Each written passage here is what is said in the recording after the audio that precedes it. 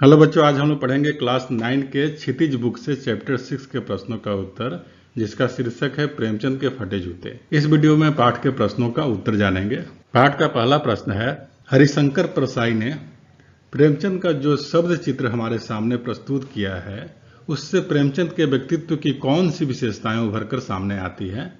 इस प्रश्न का उत्तर इस तरह से होगा, लेखक ने प्रेमचंद का जो शब्द चित्र हमारे सामने प्रस्तुत किया है, उससे उनके व्यक्तित्व की निम्नलिखित विशेषताएं सामने उभर कर आती हैं। इसमें पहला है सादा जीवन। प्रेमचंद आबंडर तथा दिखावापूर्ण जीवन से दूर रहते थे। वो दिखावा नहीं करते थे, वे गांधी जी की तरह सादा जीवन जीते थे। और दूसरा है उच्च विचार। प्रेमचंद के जो विचार थे वो उच्च थे, अच्छे विचार रखते थे, बड़े विचार था उनका। वे सामाजिक बुराइयों से दूर रहे, वे इन बुराइयों से समझौता न कर सके। तीसरा है स्वाभिमानी। प्रेमचंद ने दूसरों की वस्तुओं को मांगना उचित नहीं समझा, वे अपनी दीनहीन दशा से संतुष्ट थे, यानी अपनी गरीबी से अपने पास जो भी था उससे वो संतुष्ट थे। चौथा है सामाजिक कृतियों के प्रति, यानी सामाजिक बुराइयों के प्रति जागरूकता उत्पन्न करने वाले। प्रेमचंद ने समाज में व्याप्त कुरीतियां यानी बुराइयों के प्रति सावधान किया है। वे एक स्वस्थ समाज चाहते थे तथा स्वयं भी बुराइयों से कोसों दूर रहने वाले थे। पांचवा है अपनी स्थिति से संतुष्ट। प्रेमचंद का जीवन सदा ही अभाव में बीता, मतलब कमियां थी उनके जीवन में, लेकिन उन्होंने अपनी स्थिति दूसरों से छिपाए रखी। वे जैसे भी थे वे खुश रहने वाले थे, संघर्षशील थे। वे रास्ते में आने वाले मुसीबतों से बचकर नहीं निकलते थे, बल्कि उनका सामना करते थे और उस पर विजय पाकर आगे बढ़ते थे। पाठ का दूसरा प्रश्न है, उसमें सही कथन के सामने आपको सही का निशान लगाना है। क ख ग घ 4 वाक्य हैं। क, बाएं पांव का जूता ठीक है, मगर दाहिने जूते में बड़ा छेद हो गया है जिससे अंगुली बाहर निकल आई। और ख है, लोग तो इत्र चुपड़कर फोटो खिंचवाते हैं जिससे फोटो में खुशबू आ जाए। और ग, तुम्हारी यह व्यंग मुस्कान मेरे हौसले बढ़ाती है। और घ है, जिसे तुम घृणित समझते हो उसकी तरफ अंगूठे से इशारा करते हो। इस प्रश्न का उत्तर ख होगा। सही जो सही उत्तर है वो ख होगा। लोग तो इत्र चुपड़कर यानी सेंट लगाकर फोटो खिंचवाते हैं जिससे फोटो में खुशबू आ जाए। पाठ का तीसरा प्रश्न है, नीचे दी गई पंक्तियों में निहित व्यंग को स्पष्ट कीजिए। प्रश्न है क, जूता हमेशा टोपी से कीमती रहा है, अब तो जूते की कीमत और बढ़ गई है और एक जूते पर 2500 टोपियां निछावर हो जाती है। इस प्रश्न का उत्तर इस तरह से होगा, यह एक व्यंग है लेखक ने आजकल के समाज के ऊपर किया है, जिसमें जूते के समान महत्व रखने वाली चीजें जैसी संपत्ति, समृद्धि, लोकप्रियता व दिखावे को ज्यादा महत्व दिया जाता है। टोपी के समान महत्वपूर्ण रखने वाले चीजें जैसे मान मर्यादा, सम्मान, आदर्श, प्रेम भाव, एकता आदि के बजाय अप्रत्यक्ष रूप से ये सारी चीजें दिखावे के रूप में है, जो कि आजकल के समाज में सबसे बड़ी बहुत ज्यादा पाई जाती है, जो दिखावे की चीज है। ख प्रश्न है, तुम पर्दे के महत्व को नहीं जानते, हम पर्दे पर कुर्बान हो रहे हैं। इस वाक्य का आशय स्पष्ट करना है। इसका उत्तर इस तरह से होगा, इस कथन में पर्दे से लेखक का आशय है यानी मतलब है अपनी असलियत छुपाने व गुप्त रखने से है। जहां आजकल के समाज में लोग अपनी परिस्थितियों और असलियत को छुपा कर रखते हैं और बढ़ा चढ़ाकर दिखावा करते हैं, वहीं प्रेमचंद जैसे लोग भी हैं जिनको इस बेबुनियादी दिखावे से कोई मतलब नहीं है। प्रश्न ग, जिसे तुम घृणित समझते हो उसकी तरफ हाथ की नहीं पांव की अंगुली से इशारा करते हो। इस कथन में लेखक ने प्रेमचंद के व्यक्तित्व की विशेषता का वर्णन किया है और बताया है कि जिनसे वे घृणा रखते हैं उनको इस लायक भी नहीं समझते कि उनकी तरफ हाथ से इशारा करें, इसलिए वे उनकी तरफ पैरों के अंगूठे से इशारा करते हैं, जिसका तात्पर्य है कि वे उसे अनदेखा करके उसकी अवहेलना और अपेक्षा करते हैं।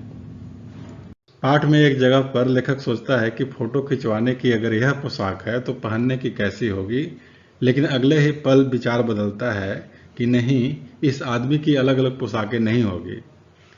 आपके अनुसार इस संदर्भ में प्रेमचंद के बारे में लेखक के विचार बदलने की क्या वजह हो सकती है? मेरे विचार से प्रेमचंद के बारे में लेखक का विचार रहा होगा, यह विचार रहा होगा कि समाज की एक परंपरा सी है कि वह अच्छे अवसरों पर पहनने के लिए अपने वे अलग कपड़े रखते हैं जिसे वह अच्छा समझते हैं। प्रेमचंद के कपड़े ऐसे न थे जो फोटो खिंचवाने लायक होते हैं।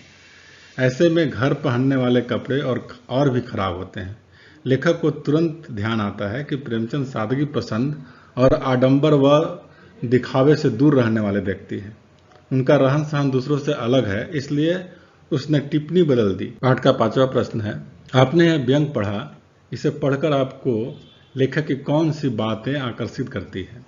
प्रश्न का उत्तर इस तरह से होगा, लेखक एक स्पष्ट वक्ता है। यहाँ बात को व्यंग के माध्यम से प्रस्तुत किया गया है। प्रेमचंद के व्यक्तित्व की विशेषताओं को व्यक्त करने के लिए जिन उदाहरणों का प्रयोग किया गया है वे व्यंग और भी आकर्षक बनाते हैं। कड़वी से कड़वी बात को अत्यंत सरलता से व्यक्त किया है। यहाँ अप्रत्यक्ष रूप से समाज के दोषों पर व्यंग किया गया है। पाठ का 6वां प्रश्न है, पाठ में टीले शब्द का प्रयोग किन संदर्भों को इंगित करने के लिए किया गया है? प्रश्न का उत्तर इस तरह से होगा, टीला रास्ते की रुकावट का प्रतीक है। इस पाठ में टीला शब्द सामाजिक कुरीतियां यानी बुराइयां, अन्याय तथा भेदभाव को दर्शाता है, क्योंकि यह मानव के सामाजिक विकास में बाधाएं उत्पन्न करता है। पाठ का 7वां प्रश्न है, प्रेमचंद के फटे जूते को आधार बनाकर परसाई जी ने यह व्यंग लिखा है कि आप भी किसी व्यक्ति की पोशाक को आधार बनाकर एक व्यंग लिखिए। प्रश्न का उत्तर इस तरह से है, मेरे घर के पास में एक डॉक्टर साहब रहते हैं। उनकी डिग्री के बारे में लोगों को आज तक पता नहीं चला, क्योंकि उनसे पूछने पर एक ही जवाब मिलता है कि डिग्री से इलाज नहीं होता, इलाज होता है अनुभव से। तुम मेरा अनुभव देखो। सचमुच उन डॉक्टर साहब को मैंने जब भी देखा है वे हमेशा अपने ही गले में स्टेथोस्कोप लटकाए रहते हैं। उनसे इलाज कराने जाओ तो वे पहले अपने अनुभव की चर्चा करते हैं, फिर अपनी अति व्यस्तता बताते हुए कहते हैं कि जल्दी करो, मुझे कई मरीज देखने बाहर जाना है, जबकि वे अपनी क्लिनिक छोड़कर बाहर निकलते भी नहीं हैं। बात करने पर लगेगा कि बराक ओबामा के बाद सबसे व्यस्त व्यक्ति वही हैं। उनकी व्यस्तता सुनकर मरीज दोबारा उनके पास नहीं आते, पर उनकी व्यस्तता कम होने का नाम नहीं लेती। पाठ का 8वां प्रश्न है, आपके दृष्टि में वेशभूषा के प्रति लोगों की सोच में आज क्या परिवर्तन आया है? इस प्रश्न का उत्तर इस तरह से होगा, आजकल के समाज में वेशभूषा परिधान व्यक्ति के जीवन का बहुत ही महत्वपूर्ण हिस्सा बन गया है। व्यक्ति के चरित्र, उसकी हैसियत, उसकी समाज में इज्जत व उसकी प्रतिष्ठा का अंदाजा आजकल भी उनकी पोशाक से लगाया जाता है। आजकल की दुनिया में दिखावा बहुत जरूरी हो गया है, क्योंकि जो व्यक्ति दिखावा न करके सादा जीवन जीने में विश्वास रखता है उसे आजकल की आधुनिकता में पिछड़ा हुआ और असभ्य माना जाता है। पाठ का 9वां प्रश्न है, पाठ में आए मुहावरे को छाटिए और उनका वाक्यों में प्रयोग कीजिए। इसका उत्तर इस तरह से है, पहला मुहावरा है अंगुली का इशारा।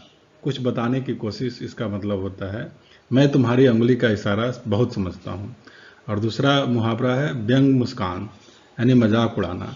तुम अपनी व्यंग भरी मुस्कान से मेरी तरफ मत देखो, ये वाक्य है इसका। इससे व्यंग मुस्कान से आप एक वाक्य बना सकते हैं, तुम अपनी व्यंग भरी मुस्कान से मेरी तरफ मत देखो। तीसरा मुहावरा है बाजू से निकलना। बाजू से निकलने का मतलब होता है कठिनाइयों का सामना न करना। इसका वाक्य इस तरह से होगा, इस कठिन परिस्थितियों में तुमने मेरा साथ छोड़कर बाजू से निकलना सही समझा। और चौथा मुहावरा है रास्ते पर खड़ा होना यानी बाधा पड़ना। तुम मेरी सफलता के रास्ते पर खड़े हो। पाठ का 10वां प्रश्न है, प्रेमचंद के व्यक्तित्व को उभारने के लिए लेखक ने जिन विशेषणों का उपयोग किया है उनकी सूची बनाई है। उत्तर इस तरह से होगा, इस पाठ में प्रेमचंद के व्यक्तित्व को उभारने के लिए उनके निम्नलिखित विशेषणों का उपयोग हुआ है, जिसमें पहला है महान कथाकार, उपन्यास सम्राट, युग प्रवर्तक, जनता के लेखक, साहित्यिक पुरखे।